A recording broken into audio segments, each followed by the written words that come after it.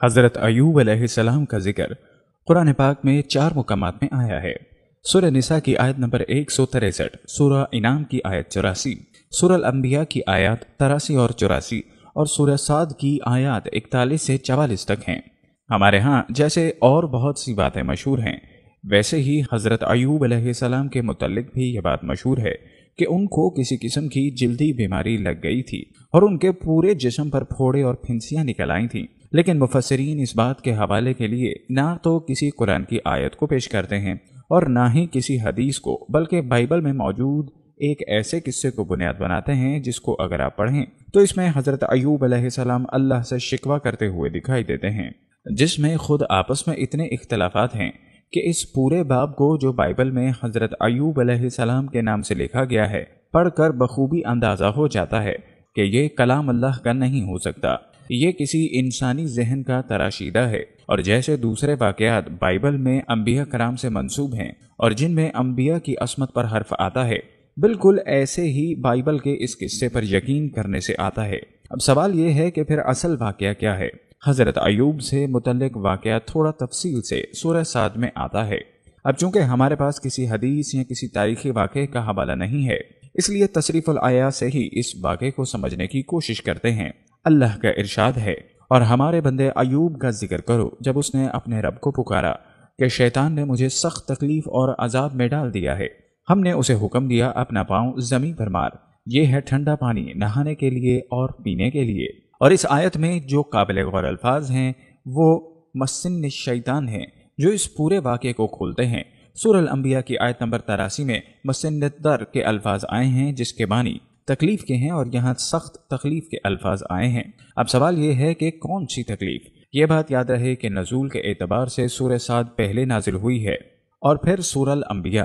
اگر لفظ شیطان پر غور کریں تو بات بالکل سادہ سی ہے کہ یہاں لفظ شیطان کا مطلب سانپ ہے۔ عربوں کے ہاں بدصورت سانپ کو شیطان بھی کہتے ہیں۔ قرآن میں بھی یہ لفظ ان معنوں میں استعمال ہوا ہے۔ سورہ صافات کی آیت نمبر 36 اور 37 میں اللہ کا ارشاد ہے، بے شک وہ ایک درخت ہے جو دوزخ کی جڑ میں اگتا ہے، اس کا پھل گویا کہ سانپوں کا پھن ہے۔ اس آیت میں رؤوس الشیطان سے مراد سانپوں کے پھن ہیں، اس لیے قرآن بھی اس بات کی تائید کرتا ہے کہ عربوں کے ہاں بدصورت سانپ شیطان کو بھی کہتے ہیں۔ اس کے علاوہ اگر آپ قرآن میں تلاش کریں کہ مس الشیطان اور کہاں استعمال ہوا ہے تو سورہ بقرہ کی آیت 275 میں بھی اللہ نے سود کھانے والوں کو اس شخص سے تشبیہ دی ہے جسے شیطان نے چھو کر بابلا کر دیا ہو، جیسے ہمارے ہاں کہتے ہیں کیا تمہیں کسی پاگل کتے نے کاٹا ہے جو ایسی پاگلوں والی باتیں کرتے ہو۔ بالکل اسی طرح یہاں بھی انہی معنوں میں استعمال ہوا ہے۔ یہی 2 آیات ہیں جہاں شیطان کے چھونے اور نقصان پہنچانے کا ذکر ہے۔ اس لیے اب اس لفظ کی تشریح کے بعد یہ واقعہ سمجھنا آسان ہو گیا کہ کسی سفر میں حضرت ایوب علیہ السلام کو کسی سانپ نے ڈس لیا تھا۔ قرآن مس کرنے یا چھونے کو انہی معنوں میں استعمال کرتا ہے جیسے حضرت مریم نے کہا تھا، مجھے کسی بشر نے نہیں چھوا۔ بالکل اسی طرح یہاں بھی شیطان کا چھونا انہی معنوں میں آیا ہے۔ اس کے بعد کی آیت بھی اس بات کی تائید کرتی ہے کہ اس مشکل وقت میں جب حضرت ایوب علیہ السلام نے اللہ کو پکارا تو اللہ نے ان کو ایک خاص مقام پر چلے جانے کی ہدایت کی جہاں ایک چشمہ تھا۔ عربی میں ارغد کے معنی کسی جانور کو ایڑ لگانے کے ہیں یا بھاگنے کے لیے یہ لفظ استعمال ہوتا ہے۔ سورہ الانبیاء کی آیت نمبر 12 اور 13 میں یہ انہی معنوں میں استعمال ہوا ہے۔ اس لیے اللہ نے اپنے نبی کو جلدی سے بھاگتے ہوئے یا اگر وہ کسی سواری پر سوار تھے تو اس کو دوڑاتے ہوئے ایک چشمے کی طرف چلے جانے کی ہدایت کی جو کہ اس وقت ان کے قریب ہی واقع تھا۔ اب اگر سورہ صاد کی آیت 42 پر غور کریں تو وہاں 3 الفاظ استعمال ہوئے ہیں، مغتسل، بارد و شراب، یعنی نہانے کے لیے ٹھنڈا پانی اور پینے والا پانی۔ غور کریں تو ان الفاظ سے کیا نتیجہ نکلتا ہے؟ ٹھنڈے پانی سے نہانے سے نہ صرف یہ کہ وہ پرسکون رہیں گے، ان پر بخار نہیں چڑھے گا اور انفیکشن کے امکانات کم ہوں گے۔ اس کے علاوہ پانی پینے کی بھی ہدایت ہے تاکہ جسم میں پانی کی کمی واقع نہ ہو اور بھاگنے اور تھکان سے جسم میں پانی کی کمی کو پورا کیا جا سکے، اور اگر کوئی زہریلا مواد جسم میں پہنچ گیا تو وہ جسم سے نکل جائے یا پانی میں مل کر اس کے اثر کو زائل کر دے۔ اس کے بعد کی آیات میں ذکر آیا ہے ہم نے اسے اس کے اہل و عیال واپس دیے اور ان کے ساتھ اتنے ہی اوپر اپنی طرف سے رحمت کے طور پر اور عقل اور فکر رکھنے والوں کے لیے درس کے طور پر 43۔ اور ہم نے اس سے کہا تنکوں کا ایک مٹھا لے اور اس سے مار دے، اپنی قسم نہ توڑ، ہم نے اسے صابر پایا، بہترین بندہ، اپنے رب کی طرف بہت رجوع کرنے والا۔ اس طریقے سے حضرت ایوب علیہ السلام میں اتنی قوت پیدا ہو گئی کہ وہ واپس اپنے اہل و عیال کے پاس پہنچ جاتے ہیں۔ اب ذرا تصور کریں کہ ایک شخص اکیلا صحرا میں سانپ کے ڈسنے سے موت کے قریب پہنچ جاتا ہے اور پھر اللہ ان کو موت کے منہ سے بچا لاتے ہیں۔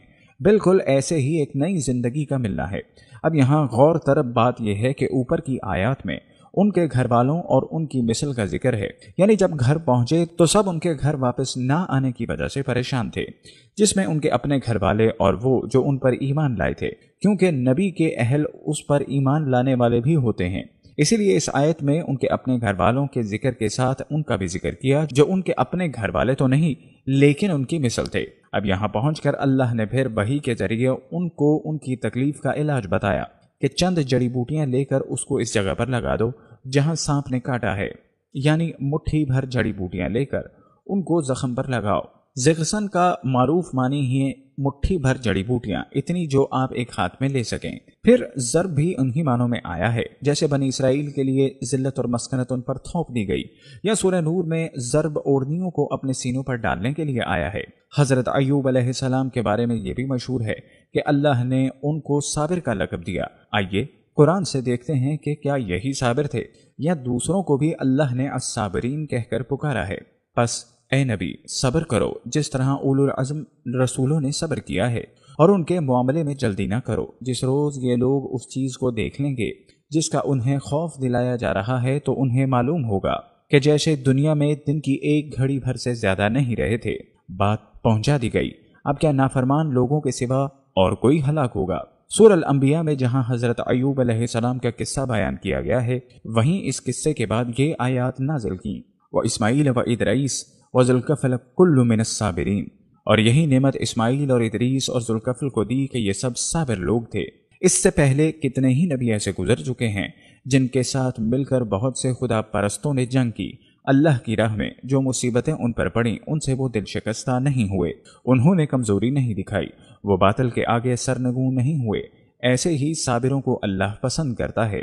حضرت ایوب علیہ السلام اللہ کے نبی تھے، ان کی ذمہ داری اللہ کا دین پہنچانا تھا۔ اب جو شخص خود ہی پھوڑے پھنسیوں میں مبتلا رہے وہ کیا دین پہنچائے گا، وہ کیا اللہ کا پیغام پہنچائے گا؟ کمال یہ ہے کہ قرآن کو الفرقان بھی مانتے ہیں اور اس کا انکار بھی کرتے ہیں، ہاتھوں سے لکھی تحریروں کو منجانب اللہ بھی قرار نہیں دیتے اور رہنمائی بھی وہیں سے لیتے ہیں۔ یہ لوگ دو کشتیوں میں سوار ہیں، آزمائش چھوٹی بڑی ہر لمحہ انسان کے ساتھ جاری ہے۔ اللہ کا ارشاد ہے، کل نفس ذائقۃ الموت۔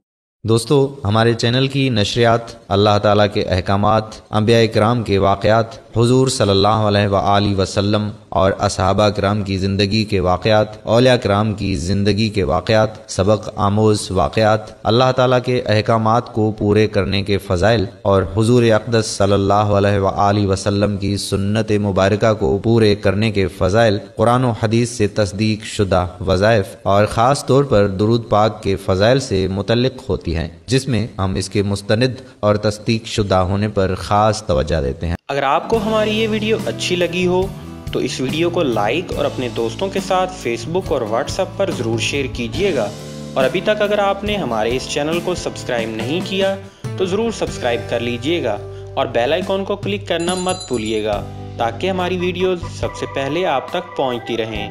Thanks for watching.